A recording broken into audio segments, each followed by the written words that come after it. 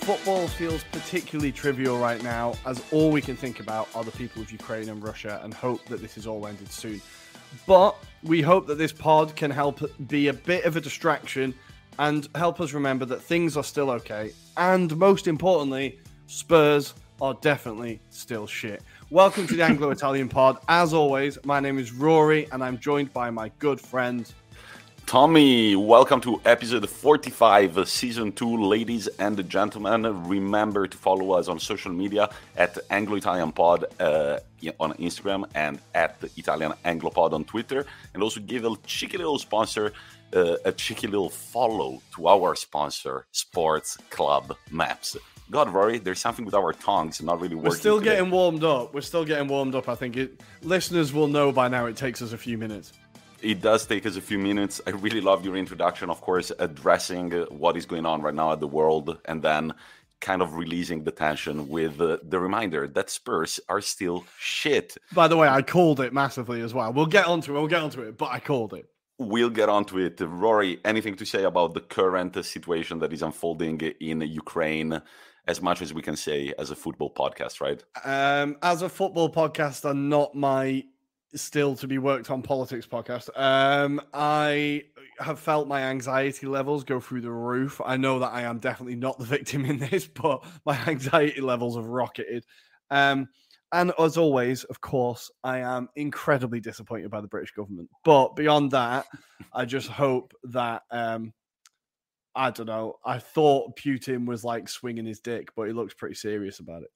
The dick measuring contest is over. Mm-hmm. I think right now is actually putting the dick on the table and seeing who has it the hardest. Yeah, as terrible. But that analogy kind of worked, I suppose. Yeah. I guess pretty horrific image, though. But pretty horrific image. Our thoughts and prayers, of course, are with all the people involved in both sides. People who are losing their homes, people who are losing their lives. I just wanted to highlight a quick little story about Shakhtar Donetsk. Ever since the start of the revolution in Ukraine in 2014, Shakhtar Donetsk have not played in their home stadium, which was bombed during the revolution, and they've moved to Kiev, where they've been playing since then.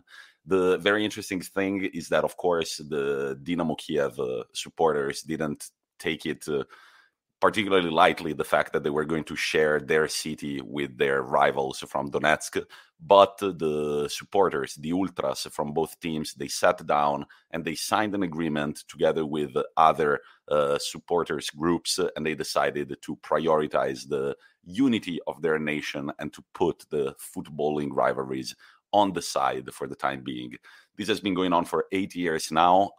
It's still a nice story to see how football kind of tries to go beyond all these things. So good luck to the people of Ukraine. Good luck to the people of Russia. And hopefully, as Rory was saying at the beginning, this is all going to be over very soon. Rory, what are we going to be discussing in today's episode? Today, we're going to be discussing Champions League action as Chelsea do okay. United get lucky. Ajax and Sporting share quite a lot of goals. And what was the other game? Ajax and Benfica. It was Ajax and Benfica, damn it. And the other games slipped from your mind because it was boring as fuck. Villarreal, Juventus. We're going to get to that.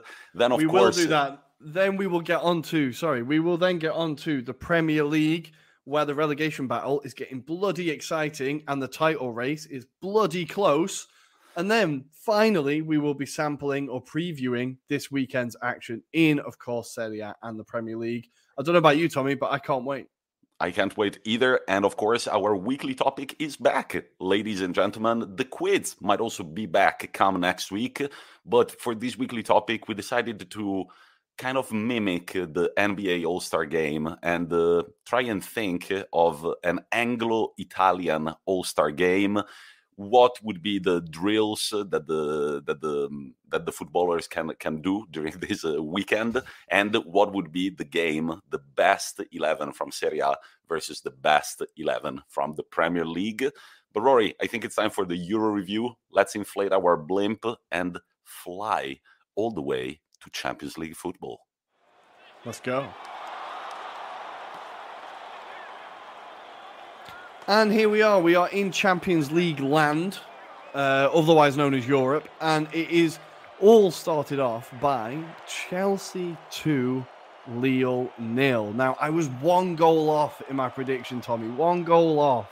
Did you say 3-0 from Chelsea? I said 3-0. For once, I was actually hoping Chelsea scored. I was like, come on. If I get Tottenham losing to Burnley, yes, it's going to be mentioned a lot throughout this episode. Did you Chelsea 3-0, I'd be pretty happy with myself. Did you bet money on it? No, I'm trying to be very sensible this month. Also, my Bet365 account won't work in Europe, so thank you, Bet365. You're saving me a lot of money. But back to the football, Chelsea, all the headlines before this game were, of course, the fact that Lukaku started on the bench after his less than impressive performance in the previous game, where it was well publicized the few amount of touches that he had, which I actually heard a pretty interesting take on about that. We'll get to it. He was replaced by Havertz. Now, I was listening to Wrighty's House, a great podcast with, of course, Ian Wright, and he was talking about how the amount of touches Lukaku had doesn't actually indicate how well he played. He said for a striker, and for himself, he's played games where he's had like 3-4 touches, but he scored 2 goals, and people then don't talk about how many touches you've had. Right. Which I think was like a fairly fair point. I think a lot of the media, maybe even ourselves, although I think we were quite fair, have been quite quick to jump on Lukaku, and they've been waiting for an excuse. I feel like for other strikers, maybe that stat doesn't get mentioned. Like if Harry Kane gets 7 touches in a game, I don't know if that's mentioned in papers. Yeah, the thing is, there was my favorite online magazine, football online magazine, Rivista Contrasti, posted about, with a question, which Lukaku have we met in Italy? Which Lukaku have we seen? Was it, so they were kind of wondering, was it a 2 off seasons that he had at Inter Milan? And what we're seeing right now is actually who Lukaku really is, or is it the other way around? And I just went online and looked up numbers, and it feels like Chelsea, it's the only team where things haven't really played in Lukaku's favor. If you take a look at his spell at West Brom, he had an average goal per game rate of 0.48, the same exact goal rate at Everton, 0.42 at United, 0.65 at Inter Milan, and 0.67 in the Belgian national team. Now, I think that Lukaku is still a very class player, but maybe the thing that doesn't really work for him is when the team doesn't play for him. You know, I think that's the type of system that Lukaku doesn't fit well in. Well, this is it, and I think this is something I was going to talk about, and why Havertz, I think, has done so well. So this season, he's already got 7 goals and 4 assists. Last season, he got 9 goals and 9 assists. There's lots of time for him to kind of overtake and surpass his numbers from last year.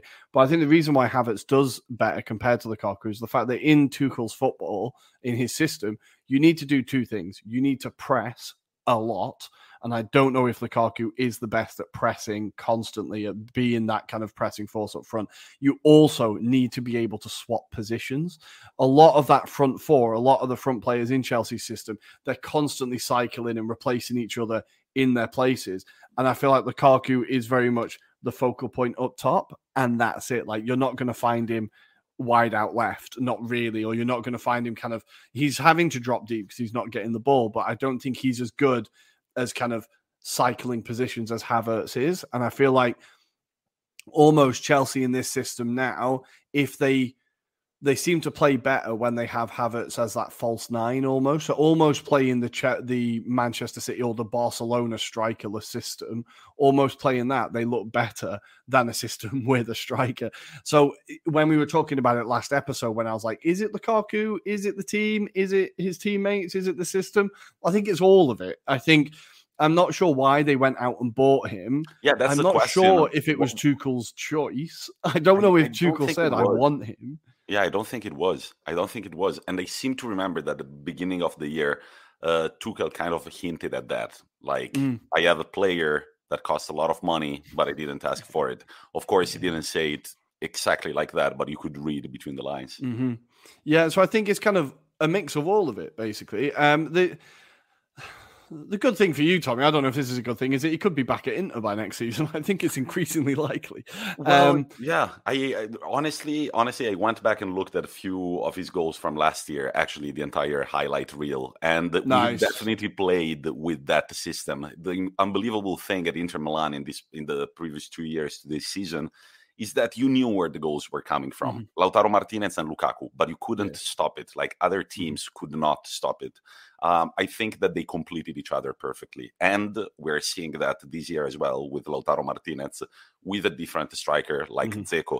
I feel like Lukaku was the best partnership that Lautaro could wish for, and the other way around as well. Yeah, no, and I think the football Inter's playing this year is even more crying out for Lukaku, really. But we should actually talk about the game. The game itself, Lukaku did not play. Exactly, he did not play in the game itself. It was all fairly comfortable for Chelsea. I think Lille offered very little. Really, were quite disappointing. A lot of people in the Premier League, including Arsenal fans, were quite excited to see Jonathan David, with him being linked with the Gunners.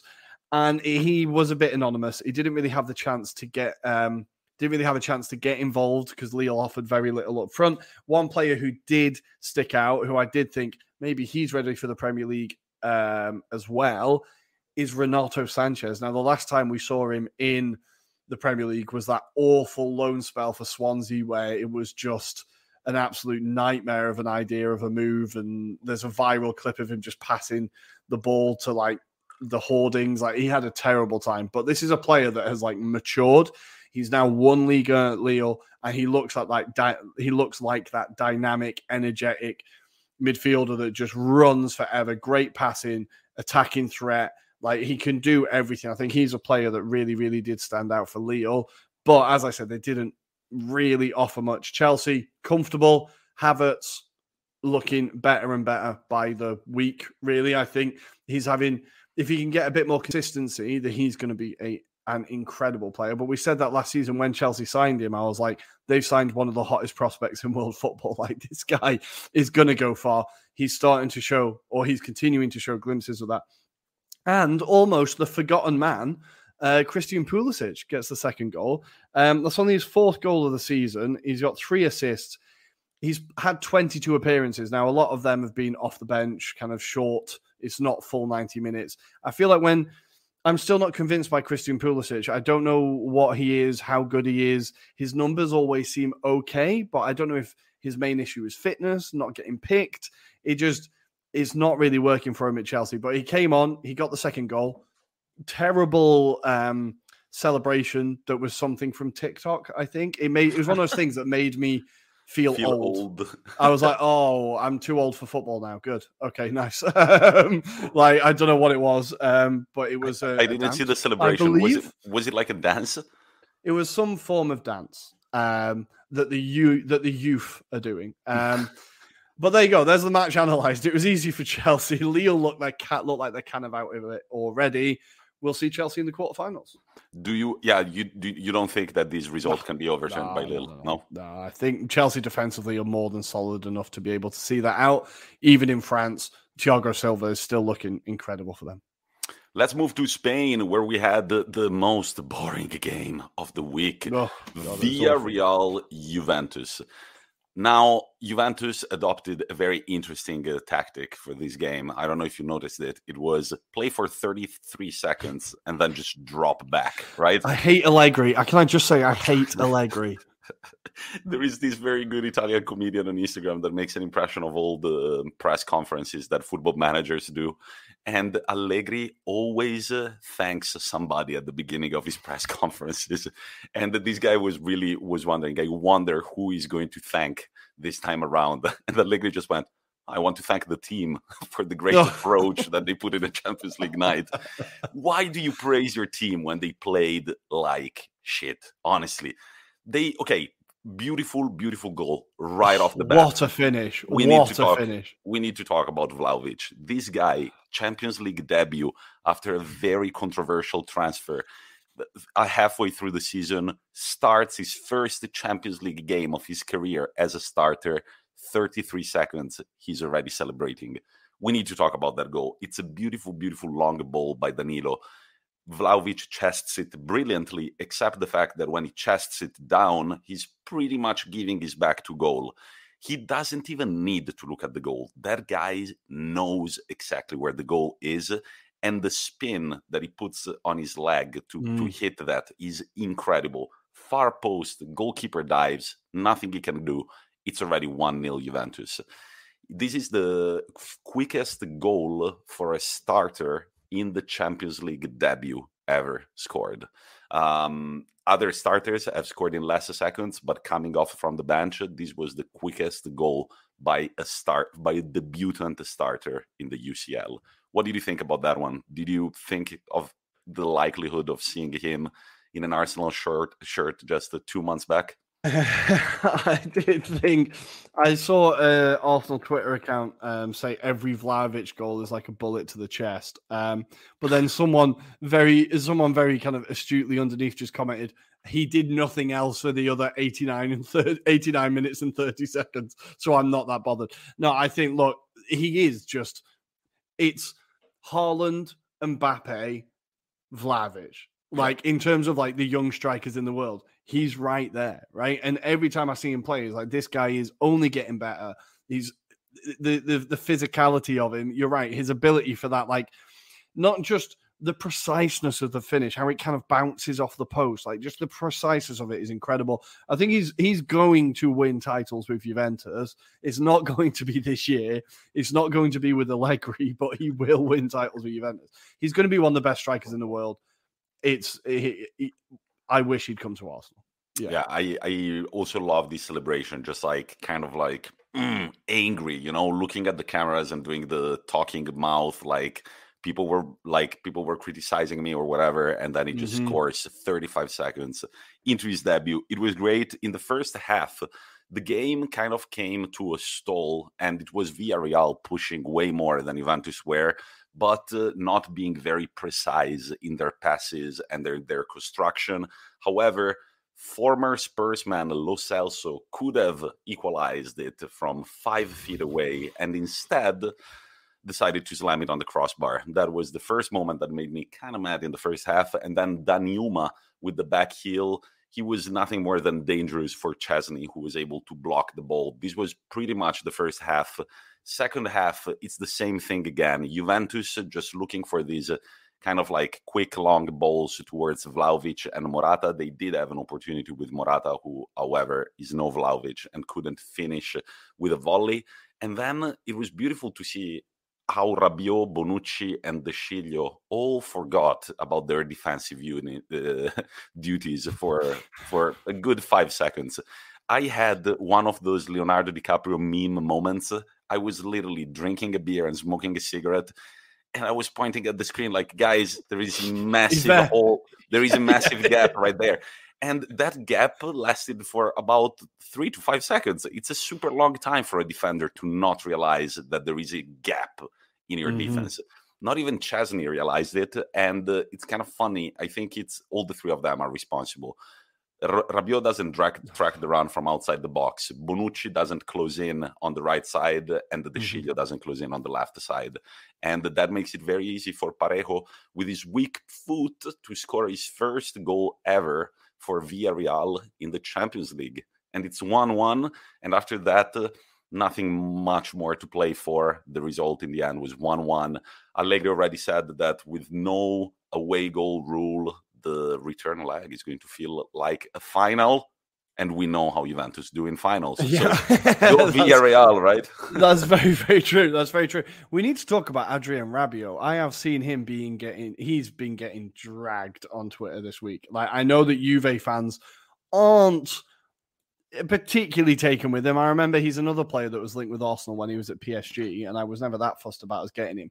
What is the general feeling in Serie A about Rabiot as a player? Every time I've seen him, I don't know what he is or what he does well. I feel like he might be having, and I'm ready to get the stick from Juventus fans, he might be having his best season at Juventus so far this year. Just because I feel like Allegri's style of play really fits him. You don't have to do anything quickly. It's just like you don't have to do anything quickly. You can kind of wonder of what is going to be your next move. It's everything is very slow paced, and I feel like he kind of thrives in this dullness. So I think that this year, let's say, it's the least bad year that we've seen from Rabiot thus far in Serie A, I would say. Wow. Okay, because his performance was getting pulled apart, and I saw a lot of people saying like, I don't know what he does in this team. But I think like if we talk about Juve after the first 30 seconds, I thought, oh, this game's going to be great. Like there's a goal straight away. And then I remembered who the managers were, Emery and Allegri. I thought, okay, of course, yeah, this game's going to be shite. But what are Juve fans happy with the football that Allegri's playing? No, I feel like I haven't watched any Juventus YouTuber recently. I used to at the beginning of the season because it was more fun than it is when now. They were terrible. I do the same thing with Spurs channels. Yeah. And I haven't watched one in a long time. I just feel like they are kind of, just coping with the situation for the time being, accepting that the rest of this season is going to be like that. Their goal right now is top 4 finish. It looks like they can do it. Advance in the Champions League until they can. I do think that they have a very strong chance of advancing against Villarreal. Yeah, so I just think that they're coping with the situation for the time being, but then they will want to see some changes at the end of the season. Let's say that for a Juve fan, the fact that they were able to snatch Vlahovic, that's a massive band-aid on all the other problems that there are at the club right now. They've signed a generational talent midway through the season. He's already had an impact. He's already scored goals, both in Serie A and in the Champions League.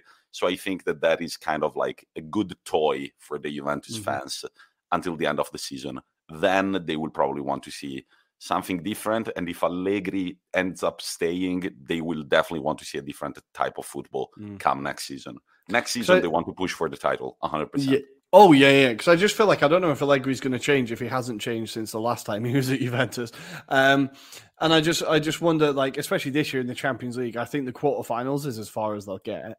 And the top 4 isn't certain, right? But yeah, not fun times in Turin and definitely not watching the football. That's why the stadium's always empty, right? Yeah, but I want to say one thing. This is kind of directed at Villarreal fans. You must be terrible fans if you are able to hear Juventus fans at an away game from your television set. At a point, I clearly heard a Juventus chant. Juventus fans are known all over Italy for not being loud at all. And so I'm like, Villarreal fans, I understand that you were shocked from the first 30 seconds of play, but come on, show some balls, support your team. You cannot let me hear the Juventus fans all the way from my television set. I think that's fair. Are we ready to move on to the next game? Let's do it. Let's go to Madrid, not far from Villarreal, where Atletico Madrid held Manchester United to a draw, but I think that the biggest win for them was not seeing Cristiano Ronaldo celebrate once again in their stadium. I think that's a very nice way of spinning this. I think Atletico holding United to a draw. It was kind of sarcastic. Yeah. Okay. Right. I was just checking. United got lucky there. I'm gonna write a thesis on Manchester United being the luckiest team that have ever existed in world football. I don't know what happens. No matter how badly they play, they always manage to get a goal, and I'm not quite sure how it works. But in this game, what can we say? Atletico started the game so in control. I think in the first half, Ronaldo didn't have a single touch in the opposition box. United didn't have a shot on target. It was 100% Atleti. And it wasn't like typical Atleti football. Like, even the starting lineup, like, Simeone kind of slightly changed the formation, didn't start Suarez, started João Felix instead, and he kind of adapted the system to the team. Whereas I think United just started Ronaldo regardless and didn't really think about how the game was going to play or how the game was going to play out. Atleti absolutely dominated it, scored in the 7th minute through João Felix. Again, the United defense is far too high up, I think. Maguire doesn't react quick enough, or his feet are planted. He's not like on the balls of his feet. So when he sees the João Felix run, he can't do anything. An incredible header from Felix, like genuinely a really good header. Puts Atletico in front, and he had a great game. And I think it was interesting, like I said, the fact that they didn't start Suarez. He started João Felix because I think he wanted someone. I don't know how much build-up play Suarez does. I don't know how willing to drop deep and kind of bring other players into play Suarez is willing to do. Suarez is very much that focal point up top. He'll score the goals. And I think for this game, for this system, João Felix was definitely more suitable. Atletico were incredible. And one player, which is the Atleti player that always breaks my heart whenever we mention him, Tommy? The Atleti player that always breaks your heart whenever we mention him. I'm taking a look at the squad. He's an Inter legend, if that helps.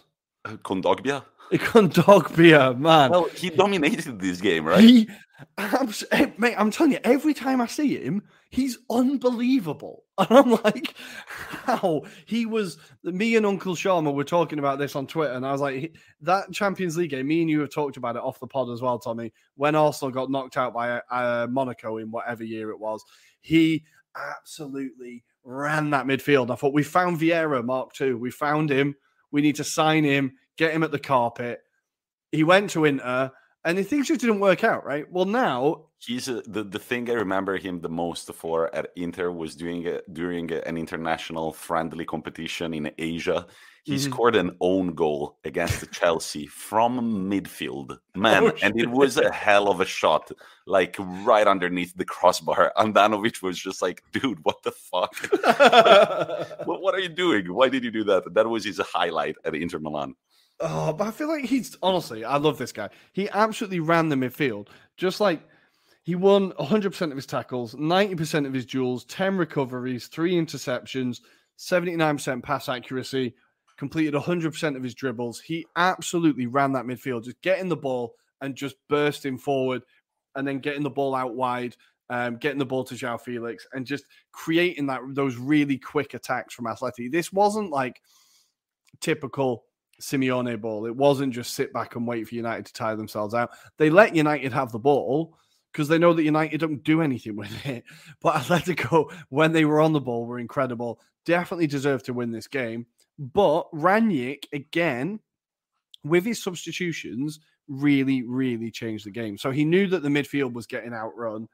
Now, the only player he has who can do a convincing job as that kind of screen before the defense is Matic, but he's so old now, he can't do 90 minutes, right? So he has to bring Matic on. Matic definitely, straight away, you notice that Atletico aren't getting forward as much. They're not kind of dominating as much. He also brings on Tellez, who had a massive impact, and he brings on that guy who scores, or seems to score every time, 19-year-old Anthony Elanga.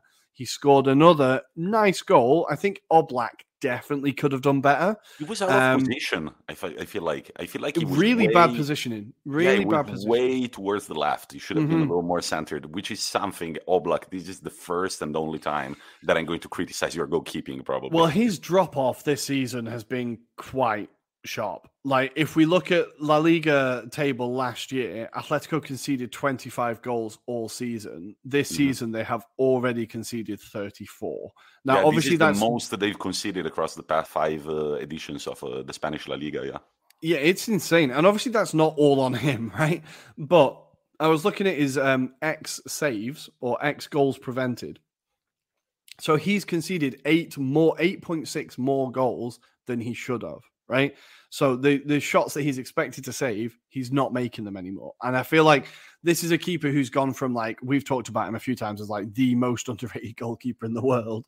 And now the time he's getting the attention is when he's had a massive drop off. Like, maybe that's just the life of a goalkeeper. Like, people only remember the mistakes. Right. But I feel like Oblak should definitely have done better for that goal. But United, it's a 1-1 draw. They'll definitely be disappointed that away goals don't count now, because even going to Old Trafford, it's not a certainty with Atletico. Atletico did dominate them. Fernandes had a terrible game. Ronaldo, you'd still feel like he's going to have something to say in this tie, but he was anonymous. And we need to talk about Marcus Rashford. I don't know what's going on with him. He needs a break out of the team. Out on that left, he's completely ineffective. His crosses are pointless. His decision-making is terrible. I honestly, at this point, I'd be starting Elanga ahead of him. I think maybe Rashford up front as the striker would work a bit better, maybe. Just take that decision-making out of his mind. Just say, look, all you've got to do is score goals. Maybe that would get something more from him, but at the minute, he's not doing well. Beautiful through ball by Fernandes, however, for the goal. Big defensive mistake. Big defensive mistake, but still a great through ball for Elanga. Picked him right away, controlled the ball, moved a few steps forward. Perfect through ball. And then the other thing that I want to say about Kondogbia, it was pretty funny to see him dominate against Pogba. There was this chant going on when Juventus signed Pogba by Inter fans. Che ce frega di Pogba, noi abbiamo Kondogbia. What do we care about Pogba? We've got Kondogbia. Well, 6 years down the line, finally, this chant made sense. I'm telling you, he absolutely ran that midfield. And we've got Thomas Partey now, but I would still love to see Kondogbia in an Arsenal shirt one day. But yeah, for Atletico, I think they can still feel quite confident about this one. For Elanga, the interesting thing was Rangnick's comments afterwards. They were obviously talking about Elanga and his impact coming off the bench. And this isn't verbatim, but the gist of what he said was a lot of the players in the squad could learn from this guy. I think he really likes the fact that he does close down. He does buy into the pressing system. He does what he's told, and maybe not all of the players do. So he could have a bright future, this kid. He's great to watch. I'm pretty excited about him, and he plays for United. Let's move to Benfica, not far away from Spain, where Benfica, and here we can say it, held Ajax to a 2-2 draw at the Estadio da Luz, the Stadium of Light. Now, with this game, Ajax have conceded a grand total of 3 goals in 2022 across 8 games in all competitions. So Benfica can be pretty proud of themselves for being the only ones across these 8 games to bang more than 1 goal against them. But technically, Benfica only scored 1, right? Yeah. Well, 1 was an own goal, right? But, right? Yeah. And it's only the second time this season that Ajax conceded more than a goal in a game. But here, the other time that they conceded more than 1 goal in a game was against another Portuguese side in the group stage of the Champions League. It was Sporting Lisbon, but they ended up winning that game 4-2. And finally, final stat, it's the first draw across all competitions for Ajax this season since November 7th. This team, we've talked about it, they're very good. There are a lot of players that I like in this team. Besides Haller, I'm always impressed whenever I see Anthony play, the little Brazilian. That guy has got flair. Yeah, man. He feels like a bit of a 90s, early 2000s player, right? Yeah, absolutely. He plays as a winger, I want to say, on the right. Often cuts back towards the middle of the pitch. Great at picking up key passes. And in fact, he was part of the play for Dusan Tadic's 1-0. It's his 10th goal this season, 10th career goal in the UEFA Champions League. Beautiful constructed play. Tadic just has to kind of like pick the far corner and kick it towards there. That's 1-0. And then at the 29th minute in the first half, Haller makes it 2-1 after having scored an own goal. And it was interesting to see Vertonghen play. I hadn't seen Vertonghen play in a very long time. He kind of built up the play for the Benfica's first goal, which was an own goal by Haller. But Haller, with the 2-1, makes it 29 goals in 29 games this season. And, of course, he's the top goal scorer in the Champions League with 11 goals. What do you think about good old Sebastian, Rory? Does this count as 2 goals on his tally now, or just 1? Yeah. It should be like... There should just be another 1 in a bracket next to it. Exactly. Like, just as reserve. Look, he's a player that at West Ham, it was very clear that he wasn't really set up for that team. It wasn't really the type of player they needed. I think there's no like bad blood there. I think there was a statement this week from Haller saying, look, it didn't go as I expected. David Moyes preferred Mikel Antonio. Best of luck to him. I've seen he's doing really well. I'm happy for them, but now I'm happy in Amsterdam. I think, look, it's great to see him doing well because when he was at Frankfurt, right? Yep. Is it Frankfurt? I believe it was Frankfurt. I'm gonna look it up when he was very at quickly. Frankfurt, or when he was in the Bundesliga, let's just say that, he was incredible. And I was excited when he came to the Premier League. So it was good to see him getting that form going again. And yeah, I don't think anybody would have had him down as Champions League top scorer this season. And he could actually get it. So fair play, Sebastian.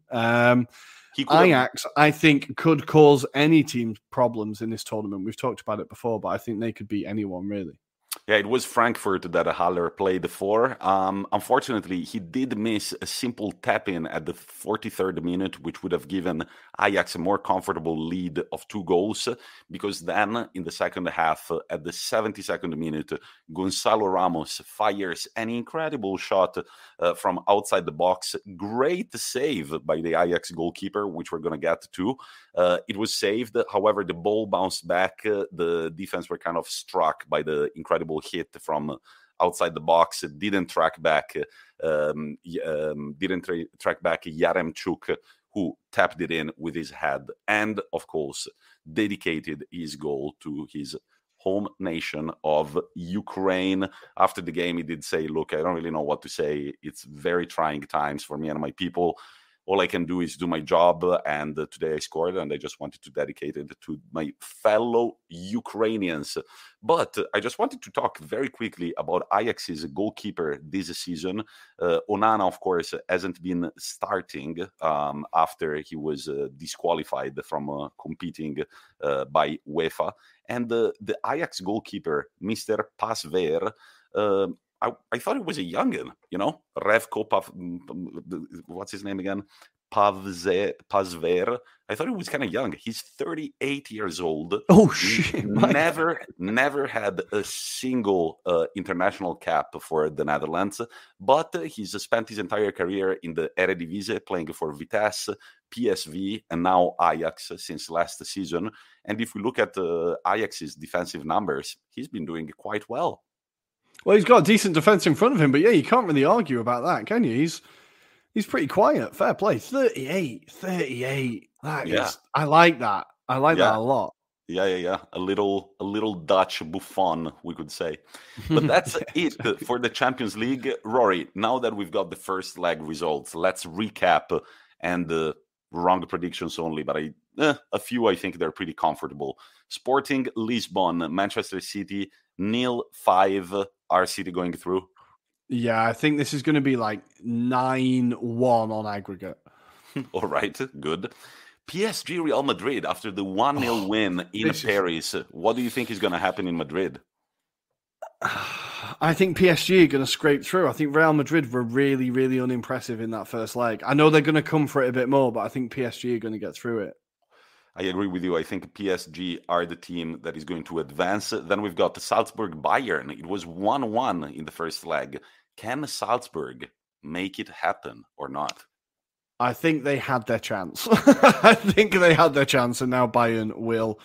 I'm going to say 2-0. I think Salzburg will do well, but Bayern will get through. The most interesting game of them all, of course, for our pod, Inter Milan, Liverpool 0-2. Can some miracle happen at Anfield? I don't think it can, honestly. I really want to say yes, Tommy. I'm going to say yes. 3... wait, what do you need? 4-1 Inter. Yeah. Sure. I'm going to say that Liverpool go through. Inter will put up a bit of a fight, but I think it's going to be a bit of a replay from the first game. Maybe we're even going to score a goal, but I think that Liverpool are just out there right now. We're going to talk about them very soon. Chelsea-Lille 2-0. We've already said it. Chelsea are probably going through. Villarreal Juventus. Now, this is an interesting one, but I think that Juventus have got it. Yeah, I think Juventus will sneak through. Again, it'll be a difficult game for them. I think there's one goal in it. I don't think it's going to be I don't think it's going to be a comfortable one. So I'm going to say 2-1 Juventus. Then we've got Benfica Ajax, everything to play for in Amsterdam. Here I think that the Lancers are going to make it quite easily and go through. I think it's going to be a bit of a goal fest, this game, but I can see them go through with like a 3-1 or a 3-2, something like that. Yeah, I think you're right. There should be a fair few goals in that one. Ajax should get through. And here, Rory, we've got to go with a bold prediction. Atletico, Manchester United, 1-1 in Madrid. What's going to happen at the Theatre of Dreams? I just know United are going to go through. They're not going to deserve it, and they're going to go through. And actually, as an Arsenal fan, I hope United go all the way in the Champions League, because for our top 4 hopes, that would be fantastic. So, yeah, United through, let's say 2-1 at Old Trafford. 2-1 at Old Trafford, says Rory. For Manchester United, I say that Atletico Madrid go through and they win 2-1 at the Theatre of Dreams. Love to see Atletico advance in the Champions League as always, but it's time to talk a little bit about the Premier League, because this week we had 3 games that were played over in jolly good England. Rory, this time around, let's start from the dessert. Let's start from your favorite thing to talk about. Spurs. If I were a Manchester City fan, I would be fuming for that at the Etihad, because they lose 1-0 to Burnley. And Rory, I know you've been all over that Antonio Conte interview, right? It's so funny. Did he ask to get sacked? It sounds like he asked to get sacked. He's so passive aggressive sometimes. Like, it's a passive aggressiveness full of aggressivity still. Yeah, it's both passive and active aggression. Exactly. I watched that interview 2 or 3 times and I didn't understand what the bottom line was. What are you trying to say? Because you could interpret it as if he said, I'm a winner and I'm going to stay here until I win something and I turn the situation around. But then upon re-listening to it multiple times, you can really hear between his words, like, please sack me. Send me away from this. I did not hear any of that. I'm here to win things. I just heard it as, I'm losing. I'm always going to lose. These players always lose. I need to talk to the owner. That is, if you summarize it, and that's not me. Okay, I'm being a little bit biased, but that's basically what he said. He said the coaches always change, the players don't, and the results don't. And that is as big a finger as you can point at the squad as possible, I think. He then said he wanted to talk, or he needs to talk with Levy. It's just a complete clusterfuck. Like, Antonio, you knew what you were going into. Nobody thought that Daniel Levy was some free spending, like, let's go and win the league owner. That's not what he is, right? And then Levy, you know what Conte is. He's a manager who demands everything that he wants to be done. That's why he left Inter after winning the league. Like, they both knew what they were getting into, and I cannot quite believe how quickly it's gone this badly. That is still 4 losses in 5 games, right? And the win against Man City is incredible, but completely pointless now. Like, those wins don't matter if you then go and drop points to teams that you're supposed to beat. And this was the most predictable thing ever. Everybody I knew on Twitter, Spurs fans as well, were saying, we're going to lose to Burnley on Wednesday. We're going to lose to Burnley. And they did. 1-0 from a set piece. It was like Burnley were like arguably the better team. Players that really stood out for them, Brownhill in midfield. Like, I don't know if you've seen the clip, but he absolutely breaks Bentancur's ankles by dummying him, which is just beautiful to see. Sends him into the next dimension. But Brownhill had 5 key passes, an assist. He never lost possession. He had 5 interceptions and 5 recoveries. He absolutely ran the midfield. Players like McNeil, like, he's been a really exciting young player for a while at Burnley. He had a great game. Wout Weghorst looks like a great signing for Burnley. They've sold Chris Wood and bought him for a fraction of the price. He really does look like the typical Burnley player, but with a bit more finesse. I think Burnley all of a sudden, especially with Dyche in charge, they've still got a game in hand on the teams around them. And so if you look at the relegation zone now, they're in 18th. They're on 20 points. Newcastle are 17th on 22. Everton are 16th on 22. Leeds are 15th on 23, and Brentford are 14th on 24. Burnley have got at least one game in hand on all of those teams, except Everton. Except Everton. They've got a game in hand against Newcastle. I mean, over Newcastle, and the two games in hand over Leeds. And same 3 against Brentford. Yeah, and 2 games in hand over Watford and Norwich at the bottom of the relegation zone. So they might as well scrape it through.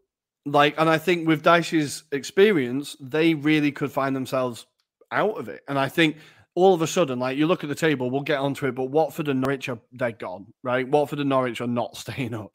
The teams that we worry about, I don't worry, but their fans worry, I imagine. Newcastle, although we've said we've seen a marked improvement in them, but they're still not out of it.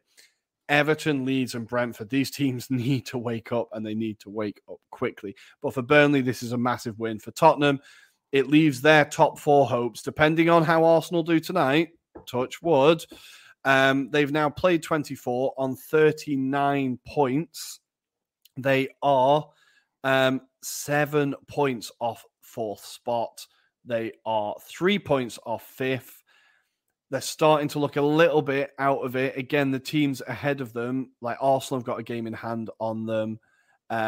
It's all a bit of a mess up there, but for Tottenham, if they're not careful, it could all disappear fairly quickly, especially if their manager just walked out. Eh? Yeah, that would be funny as hell. I don't understand why Conte accepted that job in the first place. No, I don't understand it. I feel like there must be this thing of the club that nobody wants to go to, but if you go there and you win some silverware, you will be enshrined in their history. So I think that there is a little bit of cockiness in there, maybe not being from Conte. No, Conte's not like right? that. No, no way. Conte cocky. No Come way. on. No way. But I think that's definitely it, right? He saw the statue of himself out on outside White Hart Lane. I think that's what he was looking at. But the interesting thing is you beat City because they don't defend. Right? Mm-hmm. A team like Burnley, who defend incredibly well in a low block and just frustrate you, they knew that if you stop Kane and Son, you stop Tottenham. Mm-hmm. And what City didn't do was stop Kane and Son. They just let them have the free roam of the Etihad, whereas Dyche isn't an idiot. And Dyche was like, no, we'll just stop those two and there's problem solved. And Kane and Son offered nothing. I think Kane had 3 shots throughout the game, none of which were on target. 2 of them were speculative. They were just completely out of the game. I still think Bentancur, I've seen people talking quite highly of him in the Premier. I just don't get it. It just not good for Spurs. But we can't go on about it too much, unfortunately. There were other games to be played. There was another game at the bottom of the table, Watford, Crystal Palace, and the Crystal Palace come out very convincingly 4-1 winners against what is Watford nickname? Hornets. Against the Hornets. That's so confusing because they've got an elk as their symbol. Yeah, right? Yeah. And as a kid, I was always trying to make that picture a hornet in my head. I was like, that's a weird looking hornet. That would be a terrifying hornet, like a moose flying towards you and stinging you. It would be terrifying. Well, the moose didn't sting the eagle, I want to say. Exactly. Because Mateta, Gallagher, and the brace from Zaha made it 4-1 over Watford. What do you think of this win? About time for Palace. About bloody time. For Watford, I hate seeing Hodgson upset. I really hate seeing him depressed. And this job is really going to take it all out of him, I think. We know that with Hodgson, the way their training is very, very structured, very strict. It's the same thing over and over again. Shape, discipline, shape.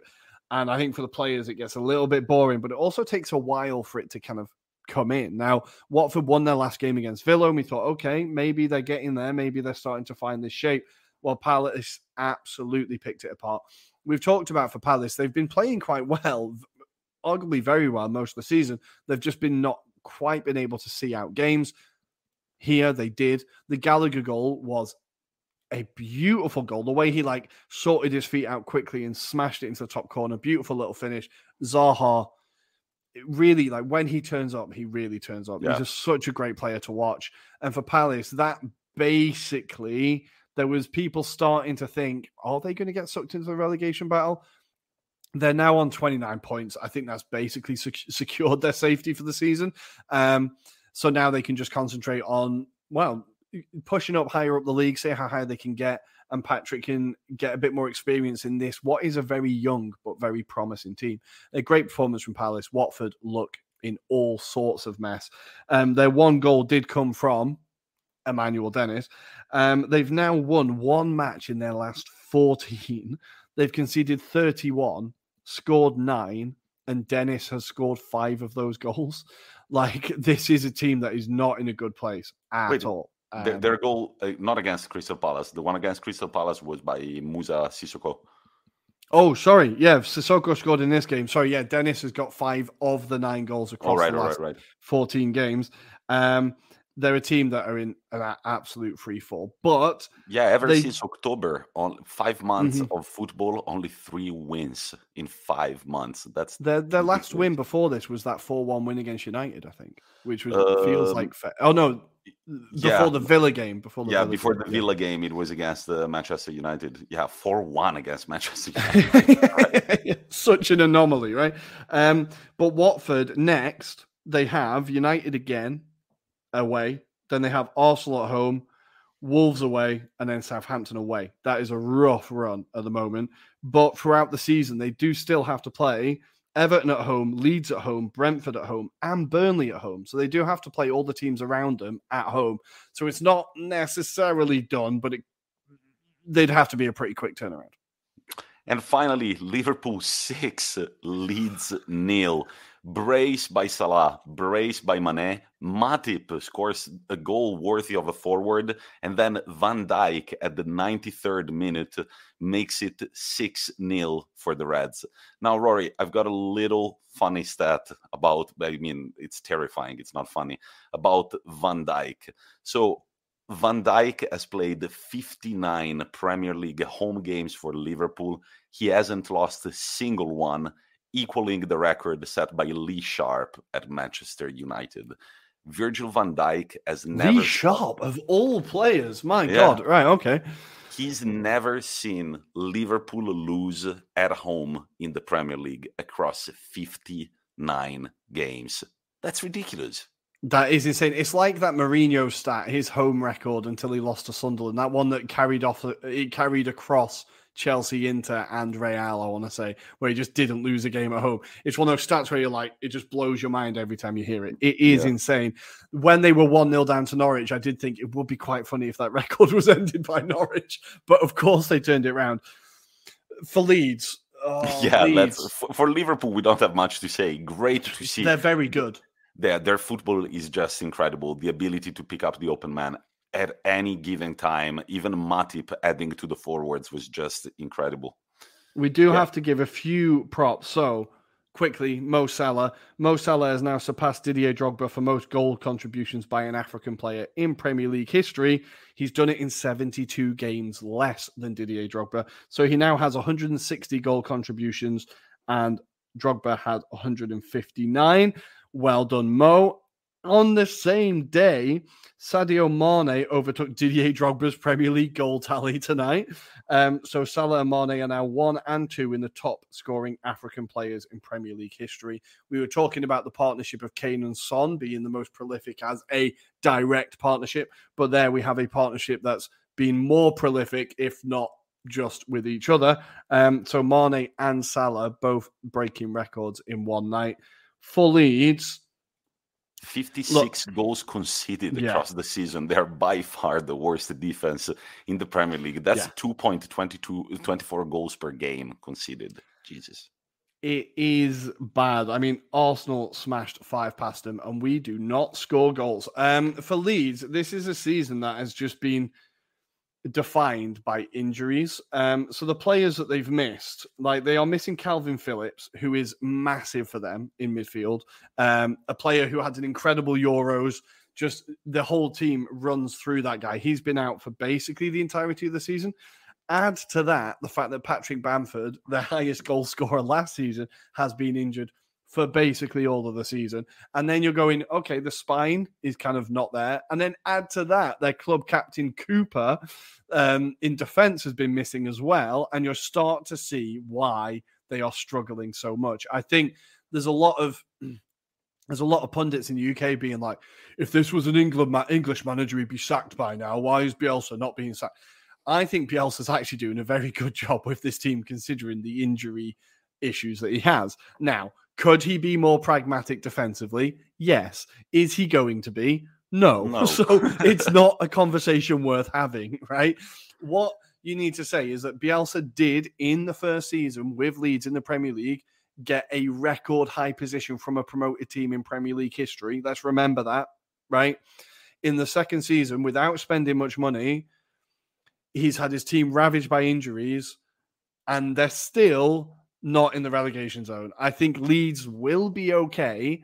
It's just that when they lose badly. When they lose badly. I think their heads go a bit like 6-0 at Anfield. It's okay. It is bad, but fucking Arsenal got done 4 there, right? Like, it's only 2 more. I think, again, there's a bit of hyperbole around it. I know Leeds fans won't be happy. No one likes losing 6-0, but I think in general, there's still a lot of support for Bielsa. They would rather play the football he plays than just have Sam Allardyce come in, play boring football and finish 17th every year. I think this is just part of the sacrifice you have with Bielsa. But there's not a lot he can do until those players come back fit. He's not going to change the way he plays. So you've just got to hope that the other teams below them do worse. The player that I think really, I was impressed by him last season, I think this season he's kind of been exposed a little bit more, again, because the defense hasn't been great, is the goalkeeper, Meslier. Now, he's very, very young. I think he might be 21 years old. I think he's 21, 22. And he's a great shot stopper, but I think a few times his distribution's been called into play a little bit, and he's made a few kind of mistakes this season. I think he's been exposed a little bit more than he was last season, which isn't great, especially when you're a young goalkeeper as well. I think, obviously, it's a position that experience counts a lot, right? So I think it's also something that doesn't help, but he is going to be a great goalkeeper and was great last season. And talking about very quickly before we end this section and jump to our weekly topic dedicated to the idea of an Anglo-Italian all-star game with players from Serie A and the Premier League, let's have a little bit of a championship Serie B talk. Rory, I wanted to let you know, in case you didn't read it, that Fulham are not only first in the championship with 67 points, but their star striker, Aleksandar Mitrovic, has just broken the championship record for most goals scored in a single season with 32, and there are still 14 games left to play. He is going to hit ridiculous numbers. Do you remember, like, when you used to play football at school, you'd hear about a kid in another school who scored like 70 goals in a season. Yeah. And you'd be like, wow, who is that guy? It feels like Mitrovic is doing that in the championship this year. I love Mitrovic as a player. He's so much fun to watch. A really good striker, absolute shithouse, just great to watch. But it kind of lives in that, is he quite Premier League? Is he too good for the championship zone? You can't quite place him. Does really well for Serbia as well, though, to be fair. 32 goals for Fulham. They're absolutely pissing the league. Like, they are going to win it. Just an incredible striker. Great to see. And, like, I like him. I'm happy he's breaking those records. I really like him. Yeah, his numbers at Fulham, 85 league goals across 151 games. And for Serbia, 44 goals in 69 games. That's just insane. Numbers for our friend Aleksandar Mitrovic at Fulham. But let's quickly go to Serie B, where we've got quite a situation as well, since we've got from the first ranked team to the 8th, there are only 6 points. And these are all the teams that could possibly make it to Serie A next season. Starting in first position, Brescia, followed by Lecce, Cremonese, Pisa, Monza, Benevento, Frosinone, and Perugia. Only 6 points among 8 different teams. Yeah, that is crazy. We're going to have to get friend of the show, Luca, on to do a Serie B preview episode again. A few teams there that you might not anticipate being up there. Cremonese, Pisa, maybe a few a few new names in Serie A. I'm not sure if Cremonese have been in Serie A before. Okay, Cremonese have been in Serie A before. Have been. But it would be another team from Lombardy, from Cremona. It would be interesting. I would want to see Pisa. I've heard great things about Pisa. They've got a black and blue kit, which is always cool. And the Monza, owned by Berlusconi, sporting director Galliani. That would be a nice little throwback in Italian football. And you didn't hear the name Parma, Buffon's Parma. They've dropped to 14th after a pretty good start to the season. They are only 6 points above the relegation zone and 12 points away from the playoffs to come to Serie A. And while we are doing lower league Italian football, I don't really want to jinx it, but at the moment, Bari are currently top of their Serie C group, which would most importantly mean no playoffs, and they are currently 6 points ahead of Catanzaro. So, fingers crossed that Bari can actually get into Serie B, because it's been a while coming. So, come on, Bari, you have to do it. You have to do it this season. Let's cross our fingers that in 2 years, maybe we'll have both Lecce and Bari in Serie A for a spicy Puglia derby. And we can go down to Puglia to watch it. We'll be able to get tickets, Tommy. That would be a lot of fun to go to Bari or to Lecce. I'm actually more of a Lecce fan if I had to pick one of the two teams. You can't say that out loud when we go down to the girlfriend's town. You can't say that.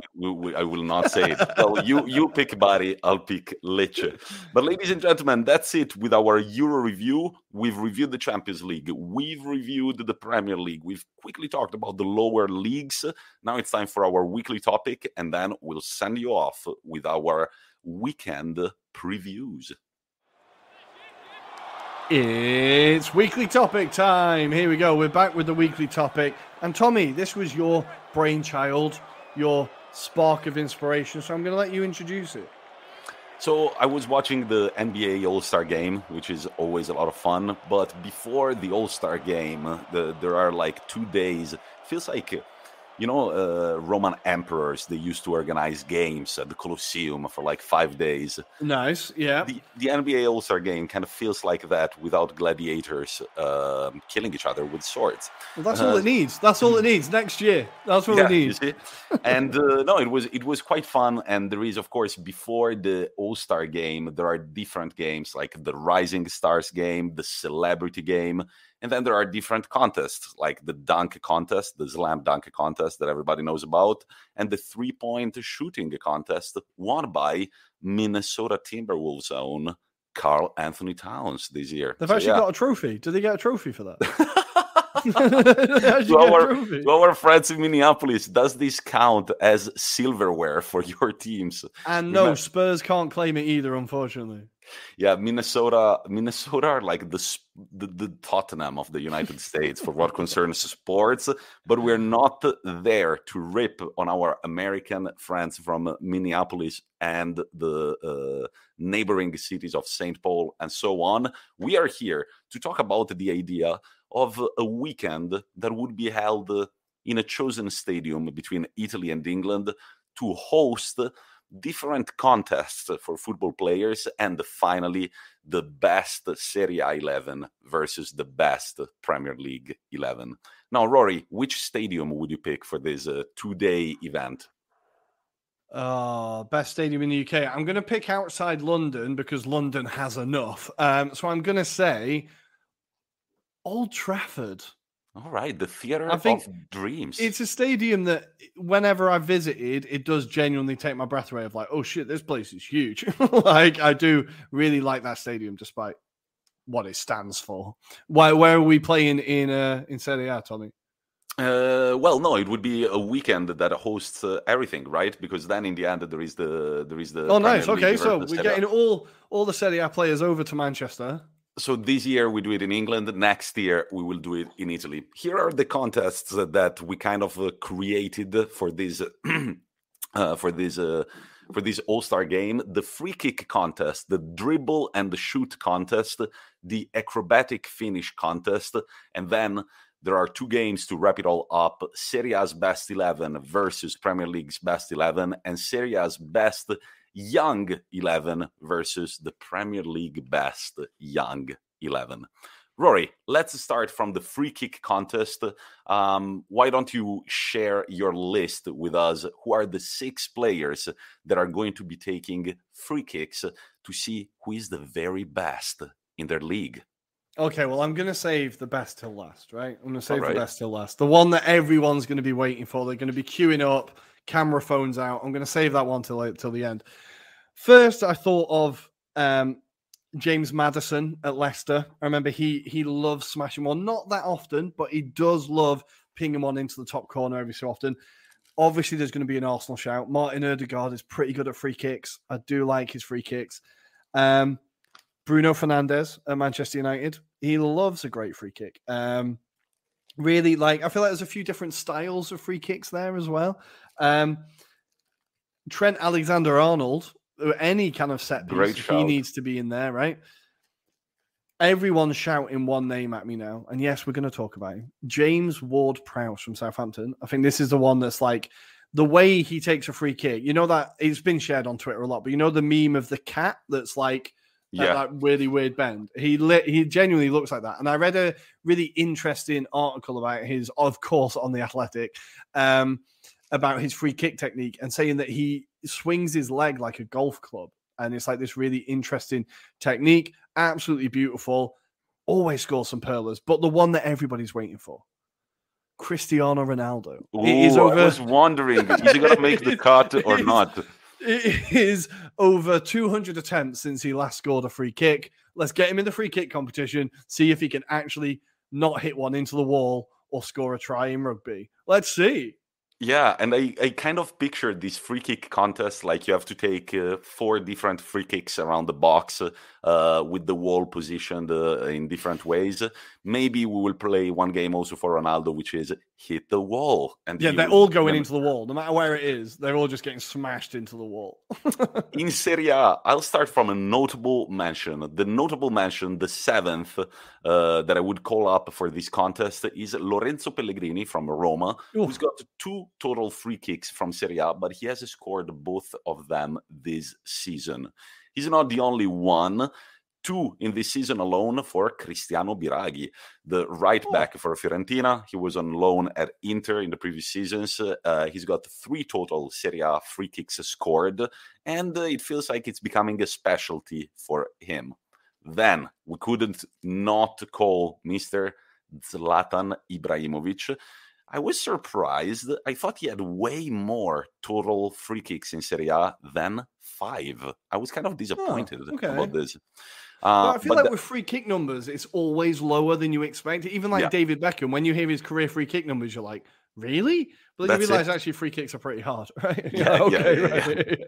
It's much easier to sit at a table behind a microphone and talk about it. You would never guess. Next up, and I'm kind of building my way up to the big star names, Milinkovic-Savic from Lazio. He has got a total tally of 6 Serie A free kicks across the last 4 seasons. Next up, Dries Mertens from Napoli, 7 total Serie A free kicks. And for this guy, we really need to defrost him, dust him a little bit, and tell him, hey, you're going to play some football. He's currently rotting on the Inter bench, but he goes by the name of Alexander Kolarov. And this guy has a total of 7 free kicks between 2017 and 2020. Most of them came during his time at Roma, of course. I remember a few of those for Roma. Some really nice free kicks. Yeah. Didn't he get one against Lazio? Or maybe that was the... Probably. Maybe he's one of those players that crossed the divide in Rome between Lazio and Rome. He's a brave man. A brave man. And finally, the star of the contest, Paulo Dybala from Juventus, with 10 total free kicks scored in the league across the last 7 seasons. So, Rory, putting all these names together, who's gonna score the most? Who's gonna be the winner? James Ward-Prowse, all day. All day. I think he's going to do this. He's going to be as well the winner. And I would be curious to see Ibrahimovic in a competition where you only have to score free kicks. I feel like he would do pretty well. I feel like he'd take 3 years to practice just to make sure he could win it. Taking free kicks for 3 years. Exactly. And taking breaks for San Remo, of course. Exactly. The second contest we've got is the dribble and shoot contest. Now, how did the Anglo-Italian pod picture this contest? Basically, you go through a sort of, what do we call it? Like a drill where you have to like an dodge. obstacle course. Not an obstacle course, but the cones. Yeah. You dribble a bunch of cones, you have to do a bunch of crazy shit. And then when you get out of this maze, at that point, you find yourself in a 1v1 situation. Now, of course, all these contests are going to have an impartial goalkeeper. And I thought that it would be just fair to have Andanovic in goal. What do you think, Rory? He doesn't dive for any of them. You might as well have one of those, the dummies they have, which is just the shape of the body. Exactly. No, I mean, sometimes he's going to dive. Sometimes he's not going to dive the majority of the times. I just feel like it would be the most impartial goalkeeper to put in between. I think that's fair. I think that's absolutely fair. Perfect. So for this game, we had to select 6 forwards from each league and 6 defenders. Now, I'll start from the forwards. Rafael Leao from AC Milan with the 61 dribbles this season and 7 goals. He's going to be possibly the most awaited for contestant in this contest. Second up, Gianluca Caprari from Verona, 47 dribbles and 9 goals this season. Third, fresh from the free kick contest, Paulo Dybala from Juventus, 36 successful dribbles this season with 7 goals, followed by Rory's fantasy football own Jeremy Boga from Atalanta. Oh, he is pretty bloody dribbly, that guy. I do like him. Still goalless this season, but 33 successful dribbles. Nico Gonzalez from Fiorentina, 33 dribbles and 2 goals this season. And finally, Rory, you traded this guy and he scored the last match day. We're talking about Gerard Deulofeu from Udinese, 29 dribbles and 7 goals. Do you miss him? The second I traded him for Correa, and I feel like it was a terrible idea. But it's done now. It's done now. Kind of irritating. He does get a few goals, doesn't he? But when he was at Watford, he was incredible. He was like that as well. He was very, very. He was one of their better players. Let's go to your forwards, Rory, for the dribble and shoot contest, and then we'll go through the list of the selected defenders to take the forwards on the one-on-one situation. Okay, well, I've gone for there's going to be a bit of a Arsenal bias here. So there are going to be some Arsenal players throughout these lists. I apologize in advance. I'm going to start with Saka, because I feel like in every game, Saka is now to the point where teams have to mark him with 2 or 3 players. And he still manages to get his way through and take a shot. So I think Saka is going to do quite well in most of these competitions. So Bukayo Saka has to be in there. After him, of course, now players can do more than one competition, right? Yeah. No, Dybala is already in 2 competitions. This guy's going to appear in a lot of them. Mo Salah. A lot of his goals we've seen against Chelsea this season, right? Against Everton this season, I want to say. He's had goals where he's dribbled through 3 or 4 players and put the shot away. So I think he has to definitely be in there. Another exciting young English player, Sir Philip Foden. I think his ability to dribble, find space, finish into the bottom corner, really, really going to succeed in this competition. For chaos, I'm going to say Alan Saint-Maximin. Yes, please. I think he's going to be the most entertaining one to do it, right? He's going to be the one that everyone's going to be sat down going, okay, guys, right, it's Alan's turn. Let's see what he does. That guy, he leads the league in most creative carries so far. He's got 53 this season. That is 9 ahead of Mohamed Salah, who has 44. So this guy loves carrying the ball forward and makes chances at the end of it. So I think Saint-Maximin has to be in there.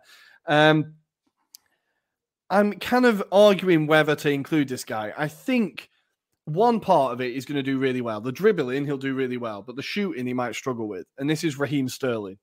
He's a great dribbler of the ball. His composure does leave something to be desired. So I think dribbling and shooting, he can do 50% of it. I'm going to put Raheem Sterling in there. I've lost count. I think I've got one more. So I'm going to go for Wilfried Zaha. All right. Why just not? For his absolute determination, pace, strength, dribbling. We've seen him put 2 away last night. I think he has to be in there as well. But I think the one everyone's going to wait for is Saint-Maximin. Honourable mention, Ebere Eze at Crystal Palace, because I just love how he does an almost walking dribble that manages to beat everybody. I feel like the winner for this contest, however, might come from Serie A and might be Rafael Leao. He loves to dribble, especially past the defender too. So I can see him getting out of the maze and then taking the one-on-one situation, dribbling past the defender, and of course scoring against Andanovic. That is the easiest thing to envision. What do you think? Yeah, no, I think without a doubt. So the defenders that I selected for this one-on-one situation, I kind of picked them from the top 4 teams in the league at the moment. Starting from the top, Fikayo Tomori for AC Milan, followed by Milan Skriniar from Inter Milan, Kalidou Koulibaly for Napoli, Matthijs de Ligt for Juventus, and the 2 very important names in Serie A defending this season, especially Bremer for Torino, who is having an incredible season, and Meri Demiral for Atalanta. So these are the 6 defenders that I have selected for this contest. Rory, who are yours? I think it has to be, the first one is Van Dijk, right? He has to be there. Absolutely.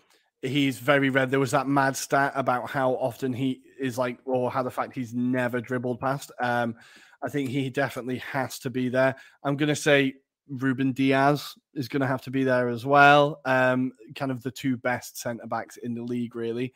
Thiago Silva, I think he's still definitely like, the way his Chelsea career started, people weren't quite sure. He had that shocker against West Brom and people thinking, maybe he's past it. He's definitely not past it. He is unbelievable. So I'm going to say Thiago Silva. I'm going to say the Arsenal player needs to be put in there. Gabriel Magalhaes. I think he's a great defender, growing into a better defender. So I think he's going to be there. How many is that? 4. I need 2 more. None of the United defenders, right? I think it's fair to say none of the United You're defenders. not going to pick Harry Maguire, really, for the one-on-one situation? I'm not going to pick Harry Maguire. Can you have a midfielder? I'm going to pick Declan Rice, maybe. Okay, yeah, why not? Let's bring in a midfielder, Declan Rice. I think he's pretty good at like dropping and stopping. And then in that case, I'm going to say Kante as well. There we go. Perfect. And this was our second contest. The third contest that we've picked is the acrobatic finish contest. This would kind of mimic the slam dunk contest. How do we envision it? Just a cross in the middle with Andanovic in goal, just standing still, cross in the middle, and the player has got 3 attempts to try and make the most creative and acrobatic finish they can. For this one, Rory, let's go 1-1. Let's leave the best for last. I'm going to start with a very controversial name in Serie A, just because he scored an incredible bicycle kick goal, and I want to see if he's actually able to score better than that, or if it was a one-off situation. I'm talking about Andrea Petagna from Napoli, a player that I absolutely dislike. Well, besides the person, he's often talked about politics and he shouldn't have, but I just find him heavy, slow, and he took a few chips off his shoulder this season. He scored a bunch of goals, and that one was an incredible acrobatic finish. I want to see if he's got more to bring to the table, I guess. I like that. I love Petagna. Again, that tweet of him looking like an Irish Sunday League player will never, ever get old. I absolutely love it. The first player I'm going to go for is, now this is a bit of a left field choice, Neal Maupay. All right, why not? I feel like he scored an overhead kick. He scored a few audacious goals.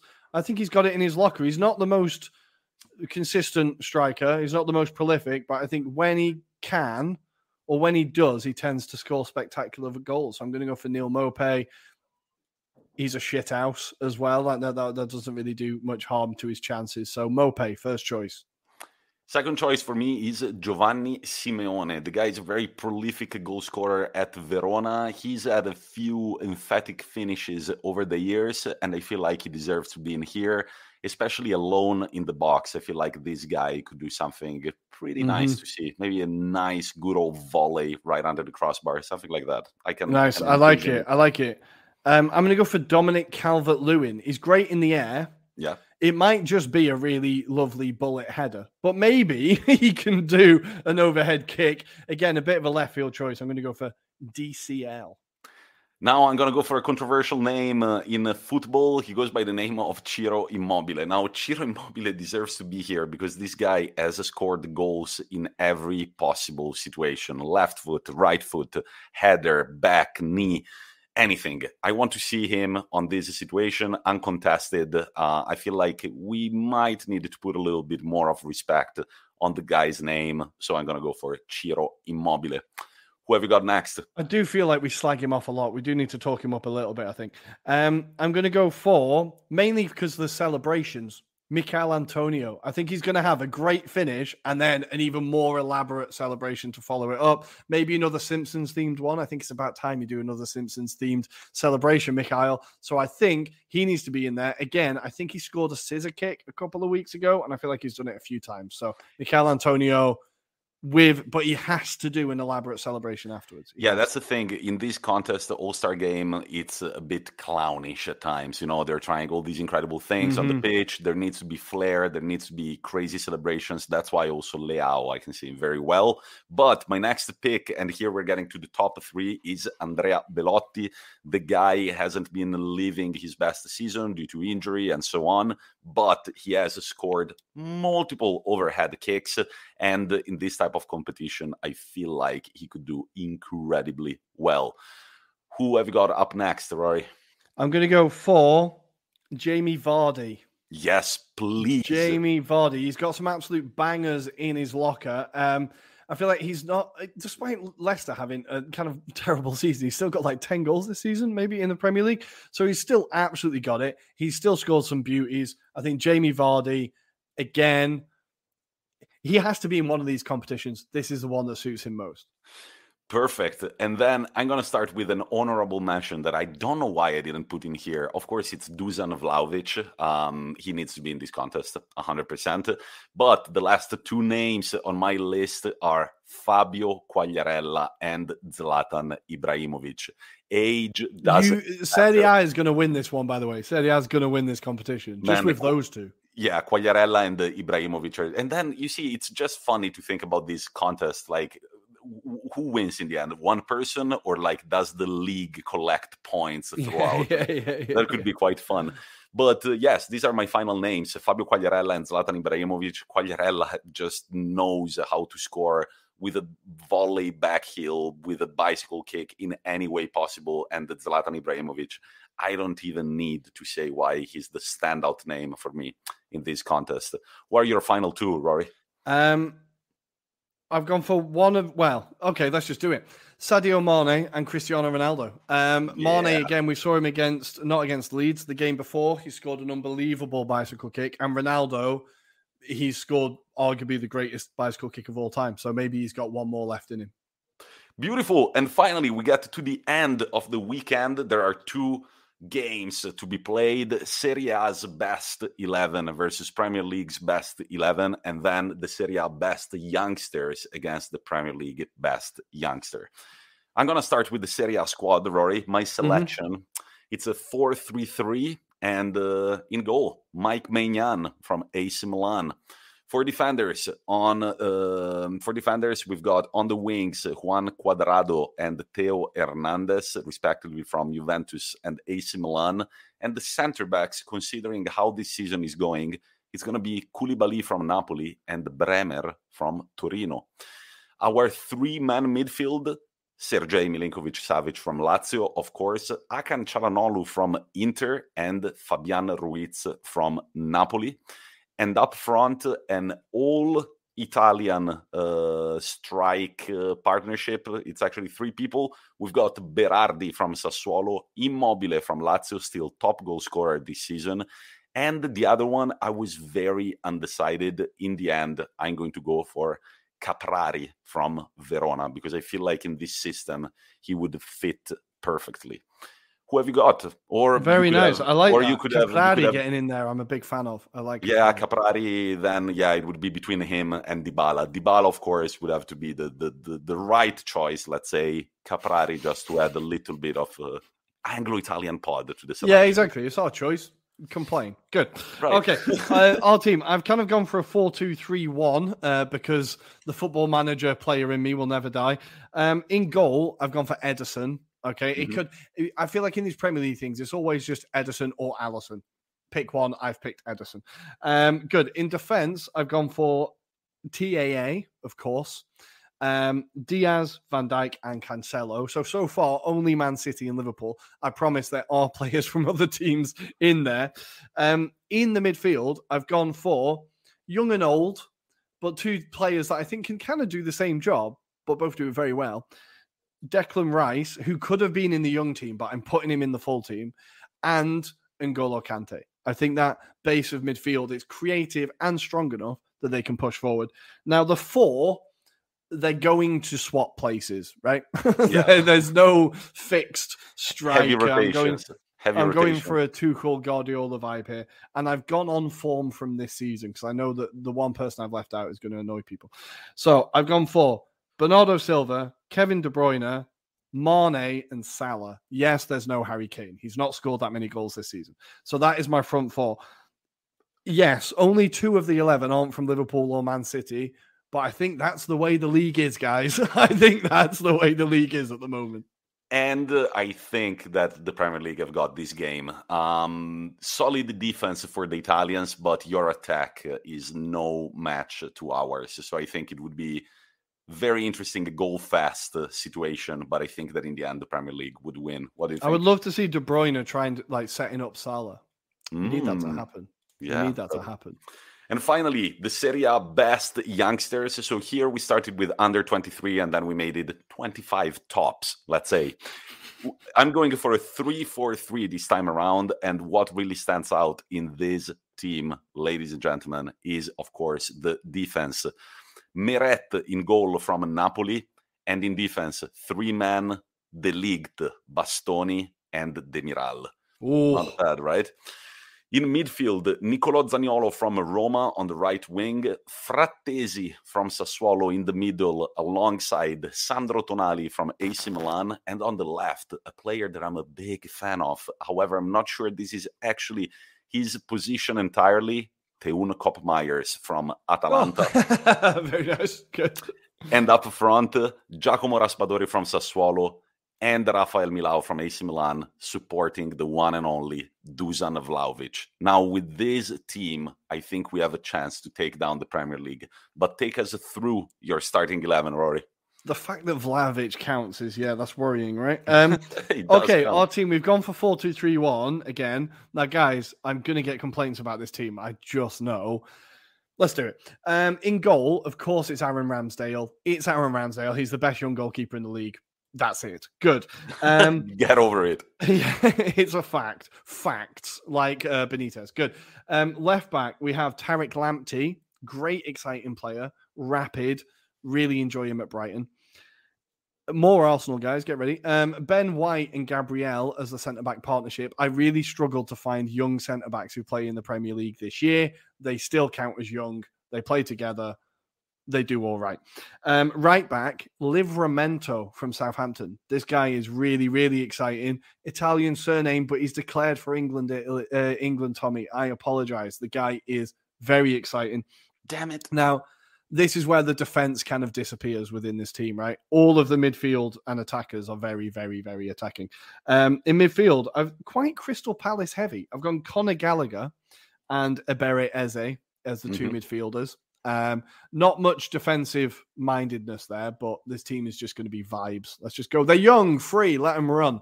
And the front four. It's the All-Star game. As we said, it's going to be a bunch of banter and trying out new exactly. things and so on. I feel like a lot of these are kind of like street footballers. A lot of them, they can just put on a show. The front four is going to be Elise, again from Palace. Incredibly exciting player. Jacob Ramsey from Villa, who's been unbelievable every time he's played this year. Of course, Bukayo Saka. His name was going to come up somewhere, guys. Bukayo Saka. And then up front, Armando Broja from Southampton on loan from Chelsea. Very, very good season by that guy. Albanian striker who is really worth keeping an eye on. So I think that team, the Serie A team, maybe the young team is a little bit better in Serie A, but attacking, we're going to keep you busy at the back. It's going to be exciting, especially knowing that this game is never going to be played. It was all a dream. You were part of it. I can set it up on Football Manager. It'll take me a while, but I can set it up. You see, you guys you can set it up on FIFA. If you've got a console at home, you can try it, write down the names and play these games.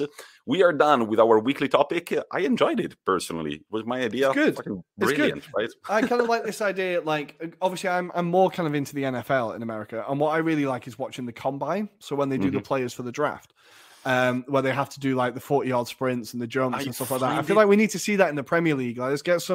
Like, let's get a Premier League combine. I like that shit. I find it a little grim, to be honest. Oh, really? The combine is going to be at the beginning of March. I just feel like, I don't know, man. It feels like a slave trade a little bit. Like, you know how it is a bit. I do see that. Yeah. I don't know. You're running in an empty stadium and you're doing all these drills and they're timing you like to see how strong you are and how determined you are and so on. But that's it. But then you see these 300-pound guys run like 40 yards in 2 seconds. You're like, holy, these people are freaks of nature. Like, how is this happening? It's terrifying, terrifying. But we're done with our weekly topic. Let's jump to the end of our episode. We are going to quickly preview, very quickly, we promise, the Premier League and the Serie A action across this upcoming weekend. Of course, we are recording on a Thursday night, and the first Europa League games have just come to an end. Sevilla qualify against Dinamo Zagreb despite losing. Lazio and Porto draw 2-2, but it's not enough. Porto advance to the next stage. Atalanta win very emphatically 3-0 away at Olympiacos with 2 goals from Malinovsky, and we are sure that there was a dedication for the people of Ukraine. And finally, RB Leipzig defeated 3-1 Real Sociedad, and they advanced to the next round on a 5-3 aggregate. As we are speaking, there is only 1 goal that has been scored in the 9 p.m. games, and we're sad to notify each other, because you guys will already know the result by tomorrow, that it's Jordi Alba scoring 1 for Barcelona, and Napoli are 1 goal down.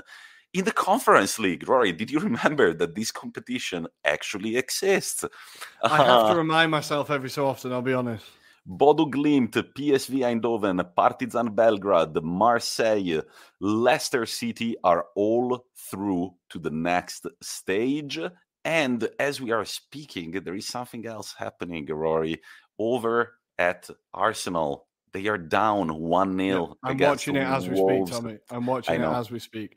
I know. Want to tell us something about the goal by Juan? The defender that I said was really good, Gabriel Magalhaes. He does a terrible back pass for Ramsdale, and we gift them a goal. And Wolves are really hard to score against, and we're having a few chances, but not much.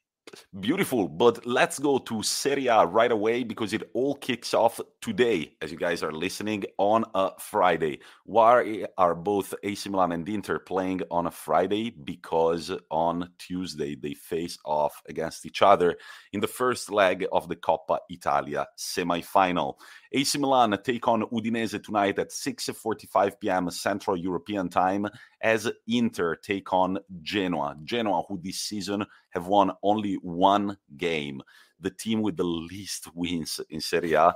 Inter Milan really need to step it up. It's a very close contest up there. Whoever slips and drops a point, it could be decisive in the race for the Scudetto. So you can be sure that both teams are going to try and put in their best performances, especially after they drew AC Milan against Salernitana and Inter lost at home against Sassuolo. On Saturday at 3 p.m., it's Salernitana-Bologna. Can Salernitana keep their all-right form going after scoring 3 points in the last 3 games? We will see. At 6 p.m., it's Empoli-Juventus, and at 8:45 p.m., Sassuolo-Fiorentina. Now, this game usually is a go fast. Yeah, I'm just looking through their head-to-head. Both teams usually score. It should be a fun one to see. Fiorentina up there, winking towards Europa League spots. They're currently on 42 points, only 3 behind Juventus with 1 game in hand. Only 5 behind Juventus with 1 game in hand. Europa League, though, is right there. Only 2 points behind Atalanta on even games. On Sunday, we've got lunchtime match Torino against Cagliari, and at 3 p.m. Hellas Verona Venezia. It follows at 6 p.m. with the Spezia Roma, and it wraps up on Sunday night at 8:45 with Lazio Napoli. Another crucial game for Napoli if they want to stay in the Scudetto race after they failed to win against Cagliari on Monday night. And finally, it all wraps up on Monday night at 8:45 p.m. with Atalanta against Sampdoria. Atalanta struggling in Serie A, especially at home games. We will see if they'll be able to win against the Blue Cerchiati. Rory, what have we got in England? Well, this weekend we do have the Carabao Cup final, I believe. So we have Liverpool taking on Chelsea. That's going to be on Sunday. That is a huge game, the first final of the English football season. That's going to be an exciting one, I think. I'm not sure if Klopp has won this trophy yet, so I think that could be quite exciting for Liverpool fans. But it does mean it's a bit of a truncated weekend in the Premier League this season. This weekend, even, it kicks off on Friday, tomorrow, today, as you are listening, with Southampton taking on Norwich at 9 o'clock. Southampton now unbeaten in 4 with 2 wins and 2 draws. Norwich, despite having that little bit of an upturn in form, have definitely returned to form. Now not 1 in 3, losing the last 2. I would expect Southampton to continue their good form as they're in 10th and looking to push up higher in the table. A good season all round for Southampton so far. Then on Saturday, now this is the redemption story, Tommy. This is the redemption story. People are counting out Bielsa. It looks like he's in trouble. They've got Spurs at home. Let's see. Right.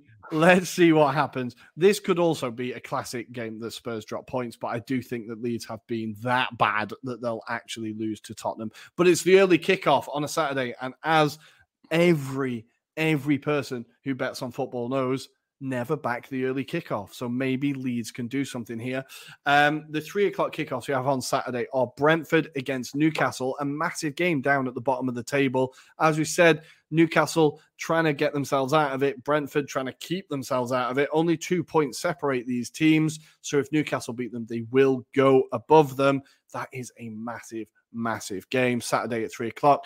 We also have Crystal Palace taking on Burnley. We've talked about Burnley in good form now. They are now they've won the last 2. In the last 5, they've only lost 1. So they're looking in good form. Crystal Palace finally converting one of those games into a win. So are they going to get 2 back-to-back wins? That would be good for the Eagles, but I think Burnley are going to make it difficult. And the last 2 3 o'clock kickoffs on a Saturday, Brighton against Aston Villa. 2 teams don't really have much to play for. Aston Villa, Steven Gerrard needs to get some wins.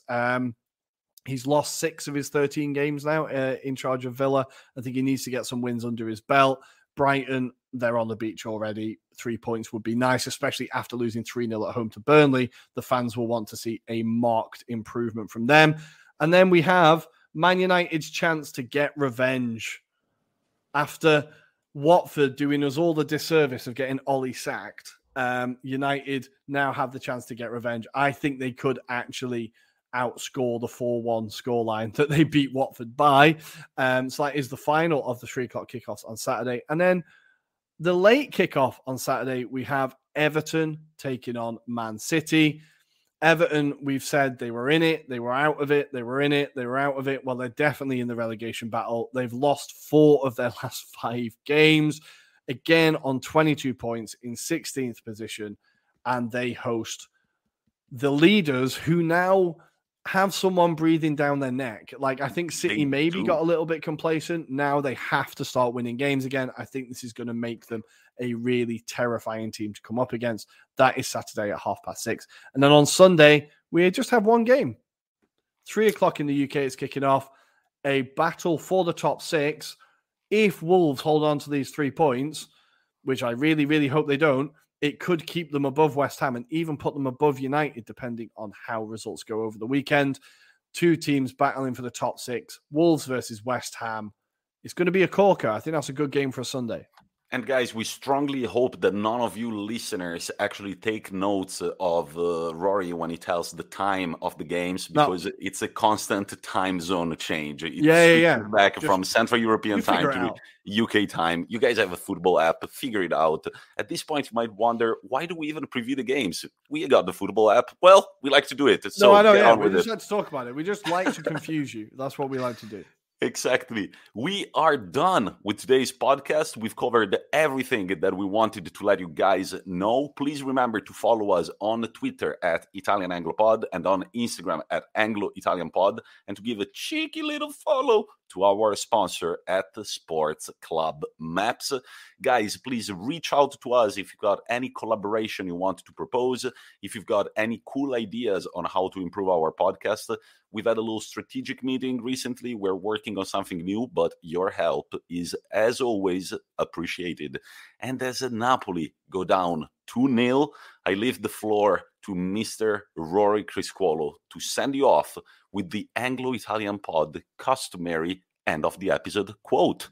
There are 2 quotes to end the episode this week, and of course it is only about one topic. The first is from Manchester City defender Alexander Zinchenko, saying, "The entire civilized world is concerned about the situation in my country. I cannot remain unconcerned and want to make my point. This is my country, the country in which I was born and raised, the country whose colours I represent in international football, a country whose borders must remain intact. My country belongs to the Ukrainians and nobody can take it over.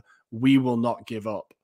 And the second quote from Russian player Fedor Smolov, "No to war." Thank you guys. Have a good weekend. We will see you on Monday.